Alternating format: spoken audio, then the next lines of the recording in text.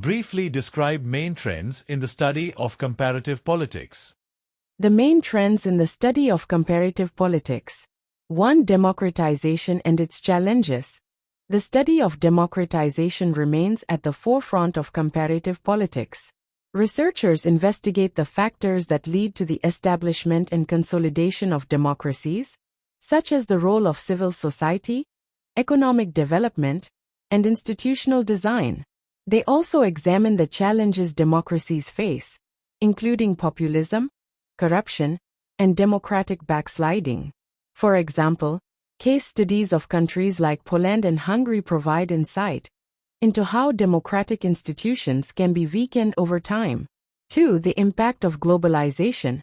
Globalization has significantly influenced national politics, making it a critical trend in comparative politics. Scholars analyze how global economic, social, and political processes affect state sovereignty and national policies. They study the role of international organizations, such as the United Nations and the World Trade Organization, in shaping domestic policies and political behavior. This trend also includes the impact of multinational corporations and transnational advocacy networks on local political dynamics. 3. Identity politics and social movements. With the rise of identity politics, researchers focus on how ethnic, religious, gender, and cultural identities shape political behavior and influence policymaking. This trend encompasses the study of nationalism, immigration, and social movements advocating for rights and recognition.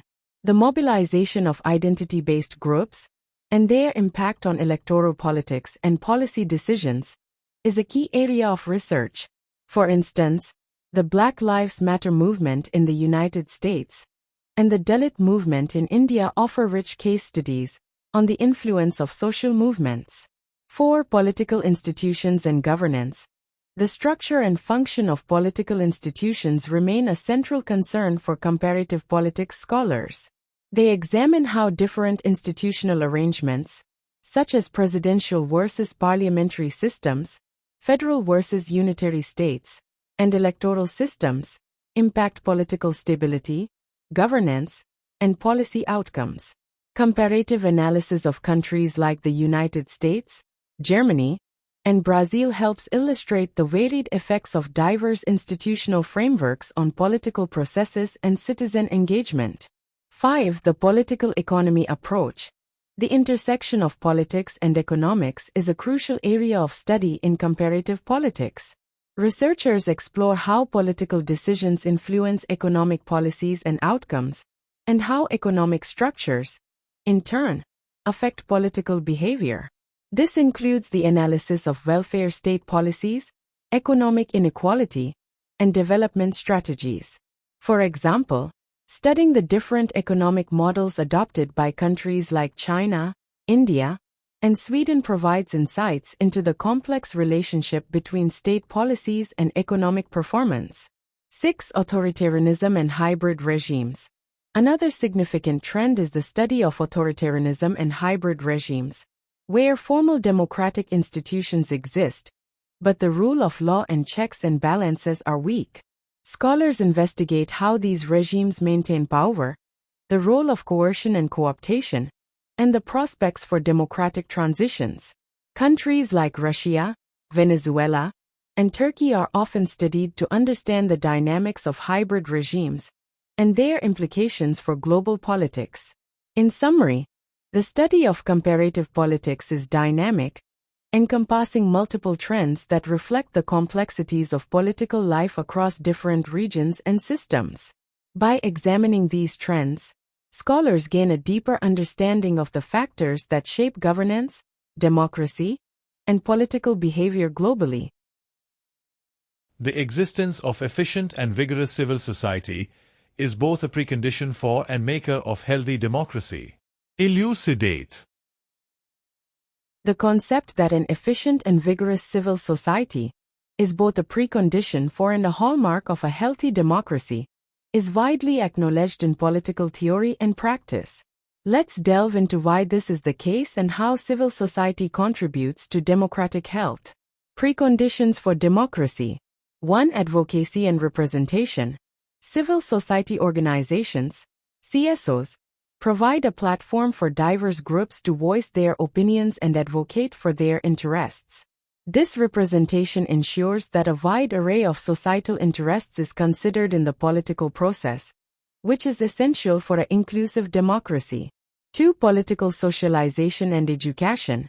Civil society plays a crucial role in educating citizens about their rights and responsibilities. Through various forms of political socialization, including public debates, workshops, and educational programs, CSOs equip citizens with the knowledge necessary to participate effectively in democratic processes. 3. Accountability and watchdog functions. Civil society organizations often act as watchdogs, monitoring government actions, and holding public officials accountable. This oversight is vital for preventing abuses of power and ensuring transparency and accountability in governance. 4. Mobilization and participation. An active civil society encourages political participation by mobilizing citizens to take part in electoral processes, protests, and other forms of civic engagement. This mobilization is critical for a vibrant democracy where citizens are actively involved in shaping their political environment. Marker of healthy democracy. 1. Inclusiveness and pluralism. A thriving civil society is indicative of inclusiveness and pluralism in a democracy.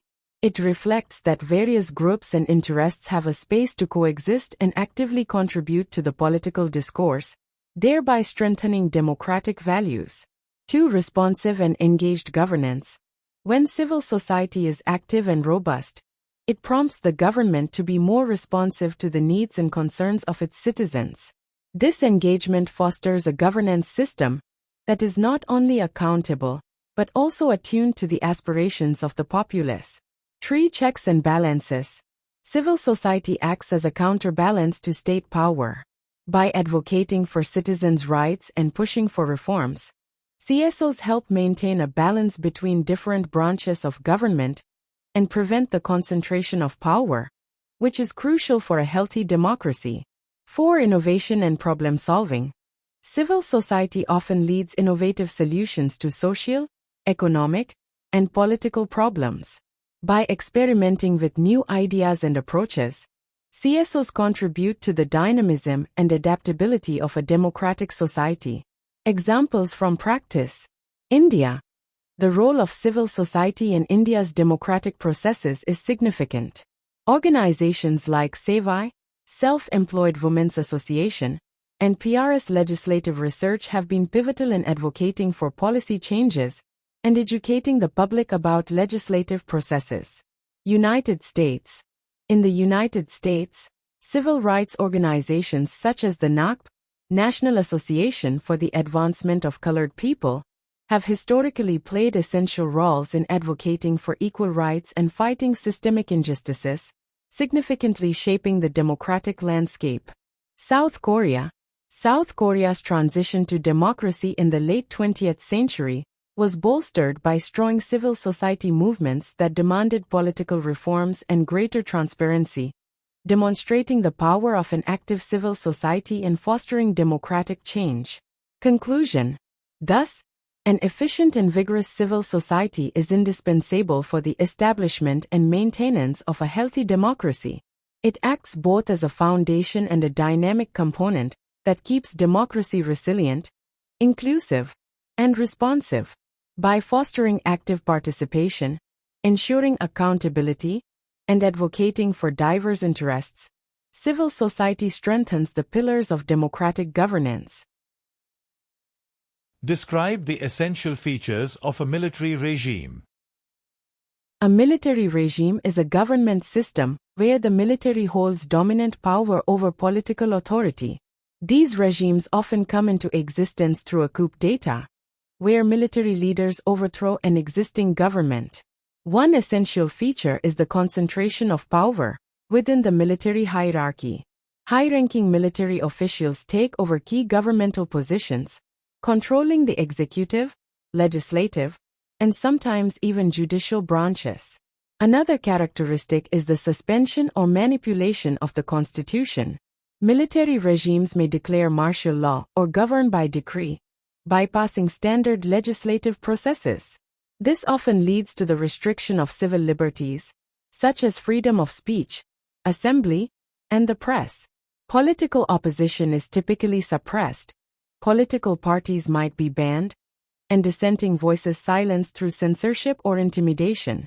Military regimes justify their control by claiming to restore order or address national crisis. They present themselves as necessary for national security, combating corruption, or stabilizing the country during turbulent times. However, this often results in authoritarian rule, with little regard for democratic principles or human rights. Economic control is also a feature.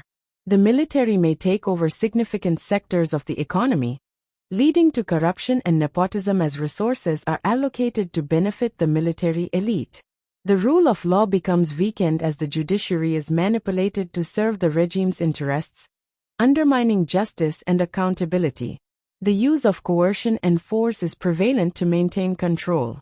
Security forces are employed to suppress protests and opposition, leading to potential human rights abuses. Elections, if held, are usually neither free nor fair, serving only to legitimize the military's grip on power. In essence, a military regime centralizes authority within the military, undermines democratic institutions, and restricts civil liberties and political freedoms to maintain its rule. Describe the features of parliamentary system of government. A parliamentary system of government is a democratic form of governance where the executive branch derives its legitimacy and authority from the legislature, parliament, and is accountable to it. Here are the essential features of a parliamentary system. 1. Fusion of powers. Unlike presidential systems where the executive and legislative branches are separate, a parliamentary system features a fusion of powers. The executive branch, government, is part of the legislature and includes the Prime Minister and their cabinet. 2. Prime Minister as head of government. The Prime Minister is the head of government and is usually the leader of the majority party or coalition in the lower house of parliament. They are responsible for running the government, setting policies, and administering the executive branch. 3. Cabinet responsibility. The Prime Minister selects cabinet members, typically from members of parliament. The cabinet is collectively responsible to the parliament and must maintain its confidence. If the parliament passes a vote of no confidence, the government must resign. 4. Parliamentary sovereignty. The parliament is the supreme legal authority, capable of creating or ending any law. The judiciary cannot overrule its legislation, and no parliament can pass laws that future parliaments cannot change. 5. Majority rule and coalition governments.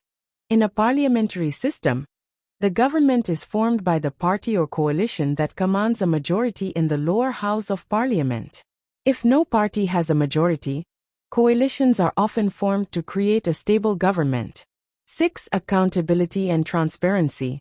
Since the executive branch is drawn from the legislature, it is directly accountable to the parliament.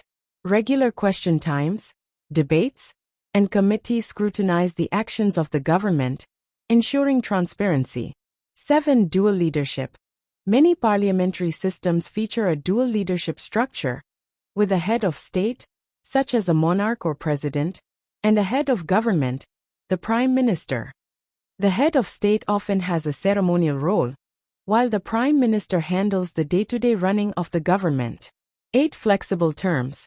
The prime minister holds office as long as they maintain the confidence of the majority in the parliament. Elections can be called at any time within the maximum term set by law, often leading to more flexible terms compared to fixed-term presidential systems. 9. Political homogeneity. Members of the executive branch are typically members of the same party or coalition, leading to more cohesion in policymaking than in systems where the executive and legislature may come from different political parties. Examples of parliamentary systems. United Kingdom. The UK is a classic example of a parliamentary system. The Prime Minister leads the government, while the Parliament, comprising the House of Commons and the House of Lords, holds legislative authority. India is another example, with its Prime Minister as the head of government. The Indian Parliament, Lok Sabha and Rajya Sabha, oversees the legislative process. Germany has a parliamentary system where the Chancellor is the head of government, and the Bundestag, federal parliament, is the legislative body. Conclusion: a parliamentary system of government promotes accountability, transparency, and cohesion between the legislative and executive branches. It encourages collaboration among political parties and offers a flexible framework for governance, capable of adapting to varying political landscapes and ensuring that the government remains responsive to the electorate's needs. Examine the strengths and weaknesses of plurality and majority-based electoral systems. Electoral systems play a crucial role in shaping the political landscape of countries. Two common types are plurality-based, first-past-the-post, and majority-based systems. Here's an examination of their strengths and weaknesses. Plurality-based electoral systems. Strengths. 1. Simplicity.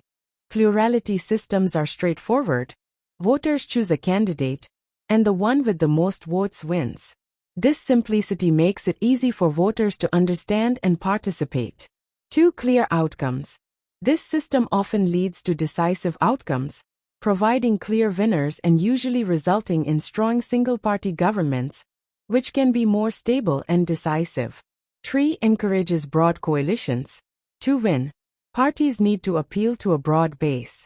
This promotes coalitions within major parties before elections, which can lead to more moderate policies. 4. Reduces extremism. By focusing on a broad electorate, plurality systems can reduce the influence of extremist parties that might gain seats in proportionally representative systems. Weaknesses. 1. Disproportional representation. This system can result in significant disparities between the percentage of votes received by a party and the percentage of seats they gain, often sidelining smaller parties and minority views. 2. Wasted votes. Many votes do not contribute to the election of any candidate, effectively wasting the votes of those who supported losing candidates. 3. Potential for gerrymandering. The drawing of electoral districts can be manipulated to favor certain parties, undermining the fairness of elections. 4. Limited voter choice. Voters may feel pressured to choose between the two major parties rather than voting for a candidate they genuinely support, leading to dissatisfaction. Majority-based electoral systems. Strengths. 1. Legitimacy. Candidates must secure a majority, over 50%, of the votes, which can lead to greater legitimacy and broader support for the elected representatives. 2. Incentivizes wider appeal. Candidates and parties must appeal to a broad spectrum of voters to reach a majority, potentially leading to more inclusive and balanced policies. 3. Promotes accountability. Majority-based systems can enhance accountability as elected officials need majority support and face stronger opposition challenges if they fail to deliver. 4. Reduces fragmentation. By requiring a majority, these systems can discourage the proliferation of small parties and contribute to more cohesive governance. Weaknesses. 1. More complex. Majority systems like two-round or runoff elections are more complex, which can lead to voter fatigue and lower turnout. 2. Delayed results. Requiring a second round or runoff election if no candidate wins an outright majority can delay results and extend election periods. 3. Potential for tactical voting. Voters might engage in tactical voting in the first round to ensure their preferred candidates make it to the runoff, which can distort true voter preferences. 4. Possibility of polarization. As candidates need to secure a broad majority, they may focus on polarizing issues or identity politics to attract sufficient support, leading to divisions within the electorate. Conclusion. Both plurality and majority-based electoral systems have their strengths and weaknesses, influencing how representative and stable governments can be. Plurality systems are simpler and provide clear outcomes but can sideline minority views. Majority systems enhance legitimacy and accountability but can be more complex and delay results. Understanding these dynamics helps in assessing which system best fits a country's political and social context. In what ways do international organizations affect state sovereignty? International organizations can impact state sovereignty in several ways. 1. Economic policies. Institutions like the IMF and World Bank influence national economic policies through loans and financial assistance, often imposing conditions that require domestic policy changes. 2. Legal norms and standards. Organizations like the United Nations and WTO set global norms and standards that states are expected to follow, impacting national laws and regulations. 3. Conflict resolution. Entities like the UN Security Council can intervene in conflicts, affecting states' decisions about military actions and peacekeeping. 4. Human rights. International bodies such as the International Criminal Court can hold states accountable for human rights violations, challenging their internal sovereignty. Examine the role of pressure groups in a democracy polity. Pressure groups play a vital role in a democratic polity by 1. Representing interests. Pressure groups advocate for the specific interests of their members, giving a voice to diverse sections of society that might otherwise be overlooked. 2. Influencing policy. They lobby policymakers to enact, amend, or repeal legislation, thereby shaping public policy to reflect their concerns.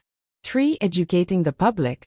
Pressure groups inform the public about important issues, increasing awareness and understanding which helps citizens make informed decisions. 4. Ensuring accountability.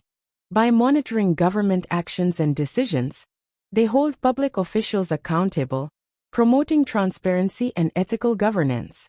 5. Providing expert knowledge. They offer specialized knowledge and expertise to policymakers, helping craft more informed and effective policies. 6. Mobilizing voters. Pressure groups can mobilize members and the public to participate in elections and other political processes, strengthening democratic participation. 7. Channeling social change. They often drive social and political change by bringing attention to critical issues and advocating for reforms. In essence, pressure groups enhance democracy by ensuring diverse interests are represented, promoting transparency, and educating both the public and policymakers. Describe the neo-Marxist approach to state. The neo-Marxist approach to the state focuses on understanding the state's role in perpetuating and managing capitalism, while addressing shortcomings in classical Marxism.